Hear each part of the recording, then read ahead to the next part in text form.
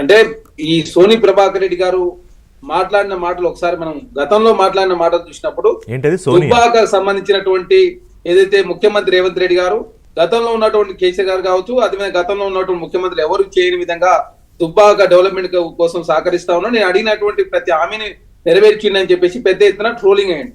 దానిలో భాగంగా కేసీఆర్ గారు వారిని ఏమన్నా ముటకాయ వేసి ఉండొచ్చు. దానిలో భాగంగా ఇప్పుడు ఏకంగా తెలంగాణ రాష్ట్ర బిల్డర్స్ అంతా కలిసి కూడా కాంగ్రెస్ ప్రభుత్వం కూల్చారని చెప్పేసి నష్ట నివారణ చర్యలో భాగంగా వారు మాట్లాడిన కనపడతా ఉంది. తెలంగాణ రాష్ట్రంలో కాంగ్రెస్ ప్రభుత్వం గుర్తుపట్టి జాతీయ స్థాయిలో కావచ్చు, ప్రపంచవ్యాప్తంగా మీరు తీసుకున్న స్థిరాస్తి రంగము 2023-24లో 84% గ్రోత్ 7.2% పడదని చెప్పేసి బడ్జెట్ ముందు ఎకనామిక్ సర్వే చాలా స్పష్టంగా ప్రకటించింది. భారతదేశ జీడిపి ఏకంగా 7.8% ఉన్న జీడిపి 6.3%, అదేవిధంగా రియల్ ఎస్టేట్ గ్రోత్ అయితే 8.4%, 7.3%, అంటే 1.1% గ్రోత్ ప్రపంచవ్యాప్తంగా వస్తున్న విపత్తు కావచ్చు. అదేవిధంగా భారతదేశంలో రియల్ ఎస్టేట్ రంగం కుదేలవుతున్నమాట వాస్తవం. దానిలో భాగంగా భారతదేశంలో తెలంగాణ అంతర్భాగం కాబట్టి తెలంగాణ రాష్ట్రంలో కొంత మందకొడిగా ఉండొచ్చు. గతంలో కేసీఆర్ గారు ముఖ్యమంత్రిగా ఉన్నప్పుడే 3 సంవత్సరాల క్రితం నుంచే తెలంగాణ రాష్ట్ర రియల్ ఎస్టేట్ మందకొడిగా ఉంది. అదే కాకుండా కాంగ్రెస్ ప్రభుత్వం అధికారులకు వచ్చిన తర్వాత ప్రకృతిని కాపాడే ప్రయత్నంలో భాగంగా ఇక్కడ హైడ్రాన్ తీసుకొచ్చిన తెలంగాణలో రియల్ ఎస్టేట్ మందకొడిగా ఉంటే మీరు ఇప్పుడు ఇటు ఫైనాన్షియల్ డిస్ట్రిక్ట్ వైపు లేకపోతే ఆ మాటకు వస్తే ఏ ప్రాంతం వైపు వెళ్ళినా సపోజ్ మీరు అద్దెకి చూసుకోవాలనుకుంటే ఒక గేటెడ్ కమ్యూనిటీ లాంటి దాంట్లో 50,000 పైన ఏది డబుల్ బెడ్రూమ్, అదే కొనాలనుకుంటే 1,50,00,000 పైన. ఇక విల్లాలు లేకపోతే పెద్ద పెద్ద ఎస్ఎఫ్టీలు ఉన్నవైతే చెప్పక్కర్లా 20 కోట్లు 25 కోట్లు 30 కోట్లు. ఎట్లా కుదేలయ్యింది అంటే ఇదంతా బీఆర్ఎస్ ప్రభుత్వంలో వచ్చిన హైపు ఇప్పుడు రియాలిటీగా మారిందా, లేకపోతే ఏదో ఏదో అందులో వాస్తవం ఏదో ఉంటుంది కదా సార్? ఇప్పుడు కోకాపేటలో మాత్రమే కేసీఆర్ గారు 100 కోట్ల రూపాయలకు అమ్మినప్పుడు ప్రగతి తరఫున అని చెప్పింది తప్ప, అప్పుడు కేసీఆర్ గారు ముఖ్యమంత్రిగా ఉన్నప్పుడే 2 సంవత్సరాల క్రితం నుంచే మందకోడిగా ఉండడంతో తెలంగాణ రాష్ట్రంలో రియల్ ఎస్టేట్ సంబంధించిన ఆదాయం తగ్గిన మాట వాస్తవం. అదే కాకుండా భారతదేశంలో మన ఎకనామిక్ సర్వేని చాలా స్పష్టంగా చెప్పింది. 8.4% ఉన్నటువంటి రియల్ ఎస్టేట్ సంబంధించిన గ్రోత్ 7.3% అంటే 1.1% తగ్గిన మాట వాస్తవం. కాంగ్రెస్ ప్రభుత్వం అధికారులకు వచ్చిన తర్వాత ఏమైంది, మేము ధరణిలో ప్రభుత్వ భూములను కూడా ప్రైవేట్ వ్యక్తుల పరమైంది కాబట్టి ధరణి ప్లేస్ లో భూమాతను తీసుకొచ్చి ఏ విధంగా ప్రచారం చేసే ప్రయత్నంలో భాగంగా కొంతమంది ప్రైవేట్ వ్యక్తులు వాళ్ళకి అడ్డగట్టి కాబట్టి వాళ్ళంతా భయం వేస్తుండొచ్చు. అంటే ఒకటే చరణ్ గారు, ఇప్పుడు ముఖ్యమంత్రి కూడా అన్నారు 1,000 కోట్లు దారాదత్తం అయిపోయాయని. అదేదో బయట పెట్టాలి ప్రభుత్వం, కేవలం నోటి మాటగా అంటే అలాగా. ఇప్పుడు ఏ ప్రైవేట్ వ్యక్తులకి ఎంతంత ల్యాండ్లు కేటాయించారు బీఆర్ఎస్ గవర్నమెంట్లో, ఇవాళ మళ్ళీ తిరిగి మిమ్మల్ని భూ కుంభకోణం అని ఎందుకు అంటున్నారు?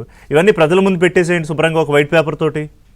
సార్ ఇప్పుడు ఇక్కడ ప్రధానంగా ఇప్పుడే భూమాత విషయంలో, భూభారతి విషయంలో ఇక్కడ చాలా స్పష్టంగా ముందస్తుగా 10 లక్షల అప్లికేషన్ పరిష్కరించే ప్రయత్నం ప్రభుత్వం చేస్తా ఉంది. సెకండ్ దఫాలో ఖచ్చితంగా ప్రభుత్వ భూములు ప్రైవేట్ వ్యక్తులు ఎవరికి దారదత్తమైనో అన్ని కూడా ప్రభుత్వం ప్రకటిస్తుంది. అదే కాకుండా మేము తెలంగాణ రాష్ట్రంలో మూసిని పునరుద్ధరణ చేస్తా ఉన్నాము, అదేవిధంగా హైడ్రాన్ తీసుకొచ్చాం కాబట్టి, అదేవిధంగా ఎఫ్టీఎల్ లో కావచ్చు బఫర్ జోన్లు ఎవరైతే కన్స్ట్రక్షన్ చేసుకున్న వాళ్ళకు బాధ వేస్తుండొచ్చు, భయం వేస్తుండొచ్చు తప్ప కాంగ్రెస్ ప్రభుత్వం ప్రజలకి నష్టమే పనులు ఎక్కడ చేయడం లేదు. సరే, ఇప్పుడు రెండు అంశాల్లో కాంగ్రెస్ ప్రభుత్వం, ఒకటి బీఆర్ఎస్ బీజేపీ ఎలాగూ పొలిటికల్ గా నిత్యం టార్గెట్ చేస్తూనే ఉంటుంది. ప్రతిపక్షాలుగా వారి పని, అందరూ తప్పు పట్టాల్సింది ఏం లేదు. ప్రభుత్వ పాలసీలో ఇంకోటో అయితే ప్రజలకు ఇబ్బందికర అంశాలు బయట పెట్టాలి. అయితే ఈ డిఫరెంట్ యాంగిల్ అంటే కేటీఆర్ గారు చేసిన కామెంట్ ఏంటంటే, ఆయన అన్నది ఏంటంటే ప్రజల్లో ఉన్న వ్యతిరేకత చాలా పెరిగిపోయింది కాంగ్రెస్ పార్టీ మీద. ఇవాళకి ఎన్ని జరిగితే మేము తుఫాను వేగంతో అధికారంలోకి వచ్చేస్తాం. సరే, అది కొంత క్వైట్ రీజనబుల్, ఎందుకంటే బహుశా వ్యతిరేకత ఉందేమో, అది మీరు చెక్ చేసుకోండి ప్రజల్లో, నాకు తెలియదు. కానీ ఇది మాత్రం రియల్టర్లు బిల్డర్లు డబ్బు పెట్టి అవసరమైతే ఈ పార్టీ ఎమ్మెల్యేలను కూడా కొనేస్తారు. ఇది ఇక్కడ దృష్టి పెట్టకపోతే మాత్రం ఏదైనా జరగచ్చేమో. సార్ తెలంగాణ రాష్ట్రంలో ఆ పరిస్థితి లేదు. కాంగ్రెస్ ప్రభుత్వము ఖచ్చితంగా 5 సంవత్సరాల కాలం పాటు తెలంగాణను అభివృద్ధి చేసే ప్రయత్నంలో ముఖ్యమంత్రి రేవంత్ రెడ్డి గారు ముందుకు తీసుకుపోతా ఉన్నాడు. బీఆర్ఎస్ పార్టీ పని అయిపోయింది కాబట్టి ఆయన అదేవిధంగా ప్రభాకర్ రెడ్డి గారు అట్లాంటి మాటలు కనపడతాయి. ఎందుకంటే బీఆర్ఎస్ పార్టీ మన దగ్గర ఎమ్మెల్సీ ఎలక్షన్ లో పోటీ చేయలేదు.